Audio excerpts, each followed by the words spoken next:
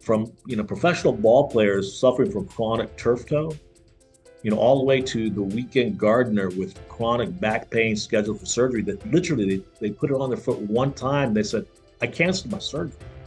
Or the professional ball player said, you're not getting these back. I've been, this is the first time I'm pain free. So it's really exciting stuff. In college, my girlfriend was from Germany and we were in love. And so I guess you could say love got me into it.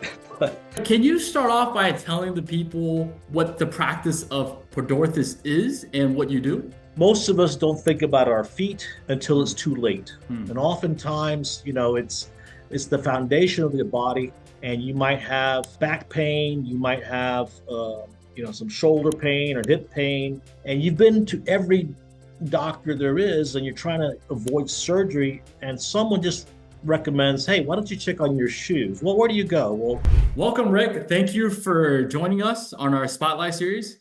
We're thank highlighting some of the best professionals, musculoskeletal professionals in the Sandy Springs and Metro Atlanta area. And today we have Mr. Rick Martinez. And I'm going to read a little bit about Rick from his bio here. He is a board certified Pedorthist. Mr. Martinez started his career in 1987, holds a master's degree in orthopedic shoemaking from Frankfurt, Germany. In the past, Foot Dynamic Inc., which is his company, worked primarily for doctors throughout the United States. However, recently, the company has expanded to offer convenient walk-in services to individuals who are looking for foot, knee, hip, back pain relief without having to even go to the doctors. How great is that? That's correct. That sums it up nicely. Rick, can you start off by telling the people what the practice of Pedorthist is and what you do? A Pedorthist has studied biomechanics under the governing body of the American Board of Orthotists, Prosthetists, and Pedorthists. I know that's a mouthful, but basically everything below the hips we look at, we study it, and we try to find conservative treatments for those ailments or improvements for anybody who's trying to jump higher, run faster. A Pedorthist can do multiple items such as foot orthotics and shoe modifications and custom shoes. The best description that I like to give, the best analogy is we're like the pharmacist to the podiatrist. In other words, if a doctor writes a prescription for some medication, you go to the pharmacist to have it filled. The pharmacist follows that prescription and dispenses accordingly. So the Pedorthist works the same way. We have in our scope of practice the capability of evaluating and treating. We just cannot give a diagnosis. If one is needed, then we highly recommend that the physician writes that diagnosis for us and gives us a plan of action for that patient slash customer. Rick, so who do you predominantly work with? I know you said podiatrist predominantly. Is it just foot related issue or is it everybody? It's a very unique profession because we see everything. Most of us don't think about our feet until it's too late. Hmm. And oftentimes, it's the foundation of the body, and you might have back pain, you might have some shoulder pain or hip pain, and you've been to every doctor there is, and you're trying to avoid surgery, and someone just recommends, hey, why don't you check on your shoes? Well, where do you go? Well, eventually they find themselves at a Pedorthist. Hmm. And the Pedorthist can evaluate the foundation of the body and say, hey, I think I can help you with your hip pain or your back pain because there's a malalignment at the feet. And if we correct this malalignment, it may help you avoid surgery. It's hard for me to say that we only work with one type of physicians group. It's more we're part of the allied health community. We work with physical therapists, with chiropractors, with podiatries, with orthopedic doctors, rheumatology, endocrinologists, and the Hmm. list goes on, depending on the pathology. So if you're a diabetic patient, your feet can be affected through diabetes. The smallest little cut on the toe can turn into a severe wound and can lead to amputation. So Podorthus is very valuable for the diabetic patient, but also for all other pathologies when it comes to standing and walking. Yeah, absolutely. Me being a physical therapist, I know you have to look up and down the chain, and the foot is the only spot that really touches the ground when you're moving. So it's definitely very important. It's crucial for how the biomechanics, how the load is displaced. So thank you for sharing that. But can you tell us something that most people don't know about your services? Or maybe a little nugget you can share with us that people are unfamiliar with? We're probably one of the only facilities, at least in Atlanta, that I know of, that aims towards a more evidence-based solution. We have invested a lot of money in equipment that can help us evaluate the patient or the customer in a multitude of scenarios. For instance, we can do pressure mapping of the foot, and pressure mapping is a plate that you stand on for a static impression. This provide us with variables and numbers on weight distribution from a static position. But the same gate plate that we have, you can walk over it, and it becomes a dynamic Hmm. impression where we can see up the whole chain from, like you said, Dr. Tony, from the foot up, we can find out if a knee is bending, if a hip is hiking, if there's some tension in the body, so that's one of the products we have. The other product is we have a gait analysis kit. Now, I know a lot of running shoe stores might have gait analysis, but ours is more medical in nature, where we have parameters built into our software that can tell us if a knee is bending towards the middle of the body, which is known as a valgus position, or a varus, which the knee is more bending outwards, like bow-legged. We can see if a hip during running is dropping too much. We know the glutes are not firing the way they should. I feel that that little nugget, the difference with what we do, although our scope of practice is mid calf and below, we focus on the foot and ankle. We have a tendency to look at the whole body, Hmm. and we're coaching and teaching our our customers to say, okay, you started with us, and that's a good idea. We can get your foundation settled. However, because we see a weakness in your psoas muscle, we strongly recommend that you go see another allied health professional, such as a physical therapist, because that's something out of our scope of practice. But we can see that there's a weakness or tightness there, and if you're already spending money to get healthy and get comfortable again with your feet, it makes a lot of sense to us as a group at BioMotion and Foot Dynamics to say, hey, look at the entire body and get serious about health. Yeah, very cool. To have that type of technology to analyze somebody's walk and to identify those type of deficits, that'd be very useful in kind of helping people heal and helping people feel better. Okay, Rick, last question here. Where can people find you? What's a website, contact information? How can we reach you? Okay, let me just maybe I skimmed over this part.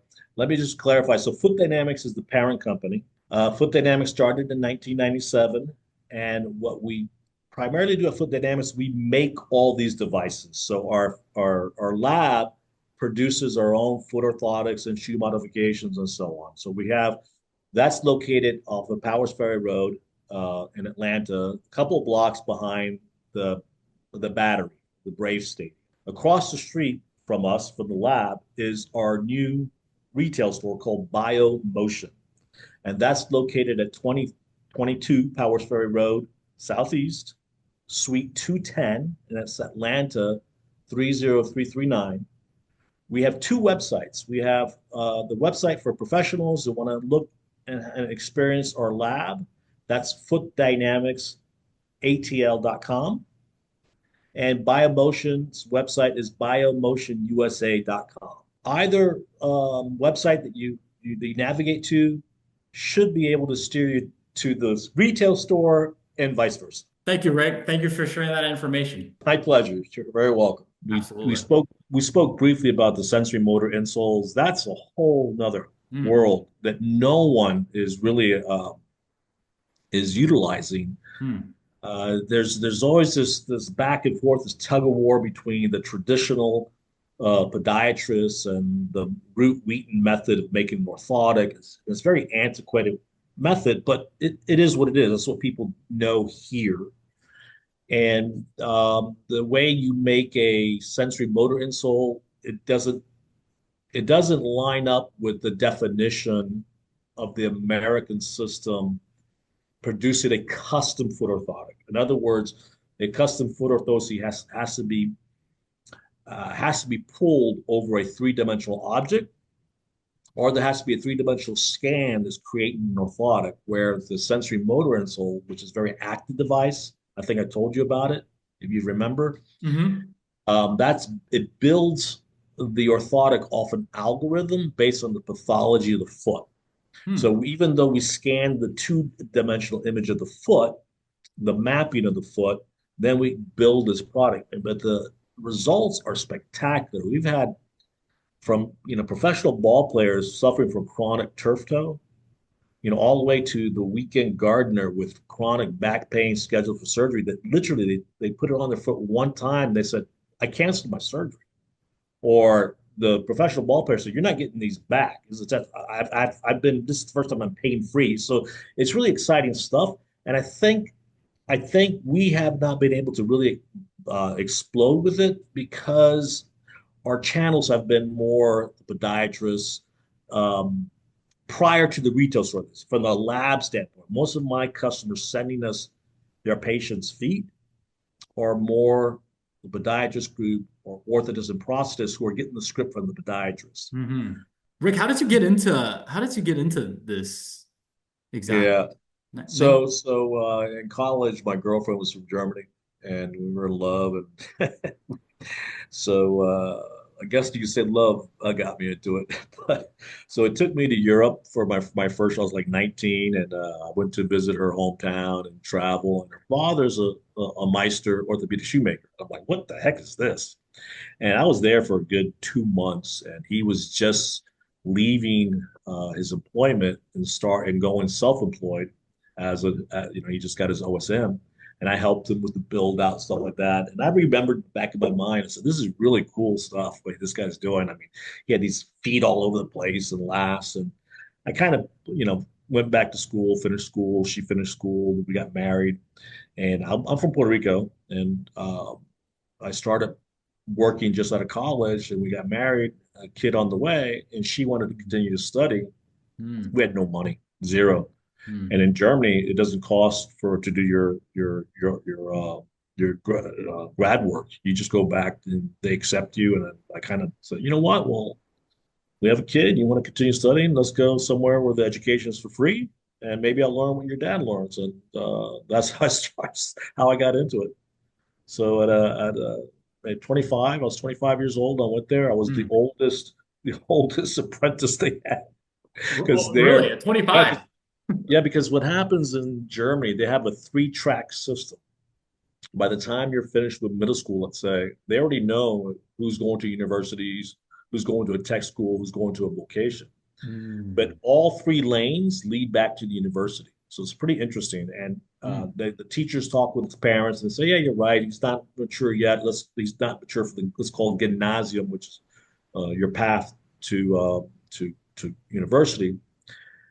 So I'm not the Meister, orthopedic shoe technician is a vocational course, but you have to work for a Meister. So I had to do my 3 years of apprenticeship. You have to pass your exam. Then you do your mandatory 3 years of journeyman. Some people just remain as a technician their whole lives. So they make good money in Germany, really good money. Hmm. But Germany has these strict rules that if you want to be self-employed and you want to be able to see a patient, you Hmm. have to have your master's. So it takes you back to the university. So I went through this. It was a very long program. I went through a 7 year program, Wow. almost 7 year Wow. program to get to get that whole class schooling. So that's how I got into it, and I was there for 10 years. And I have to admit, I was very homesick because of some of these weird things, the cultural differences. They were pretty strong back then, and I'm like, I spent a lot of money to get my master's, and now I'm getting some pushback. Say, well, you can't practice what you learned, and I think it's time for me to go. And so that's my background. That's my story. And I was fortunate.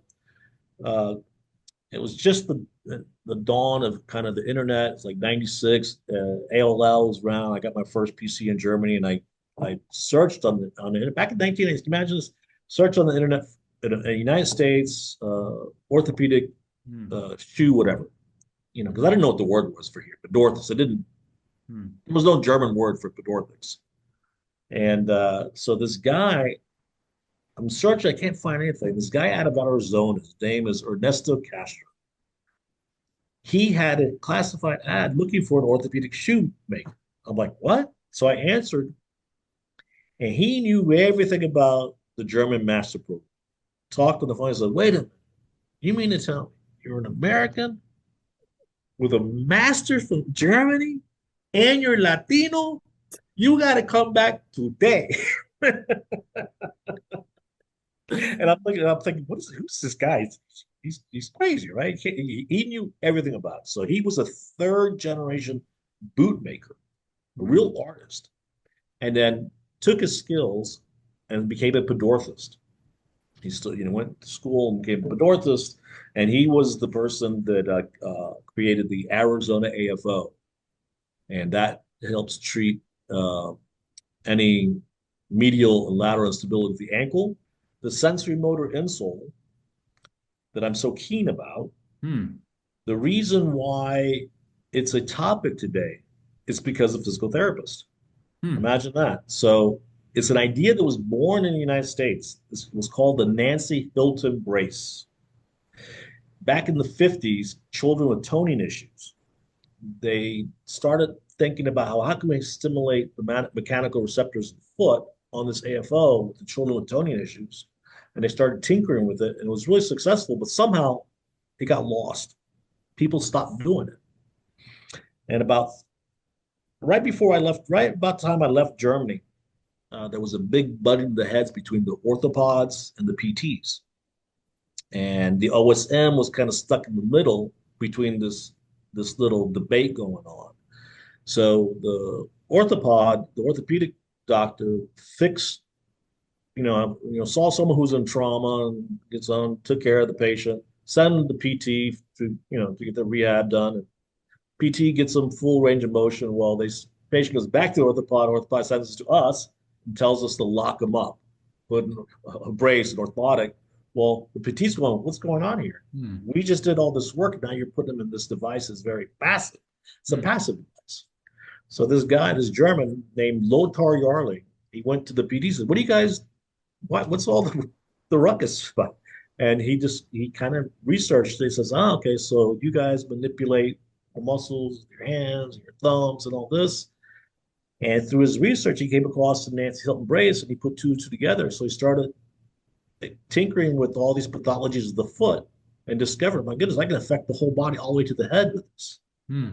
So your history plays an important role in the Pedorthic history.